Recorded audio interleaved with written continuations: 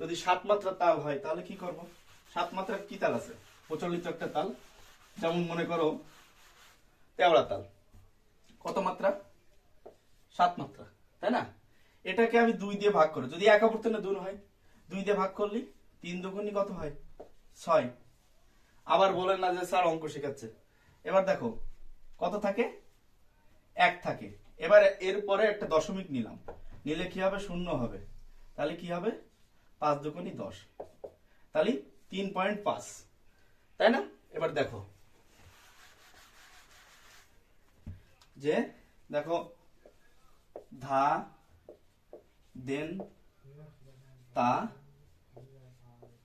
তেটে কতা গদি ঘেনে ধা।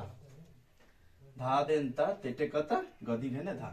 এই প্রথম মাত্রার সময় 1 2 3 4 5 6 7।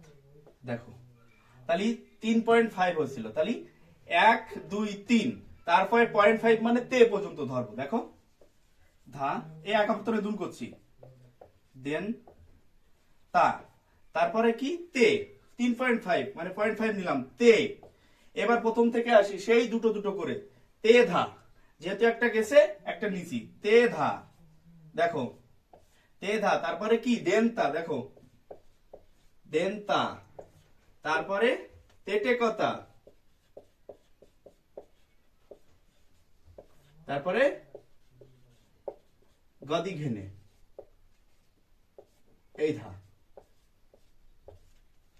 তাহলে ধা দেন তা তে ধা দেন তা তেটে কথা গদি ঘেনে ধা। দেখো মুখস্থ করার কিছু? 1 2 3 4 5 6 7। আশা করি বিষয়টা বুঝতে পেরেছো।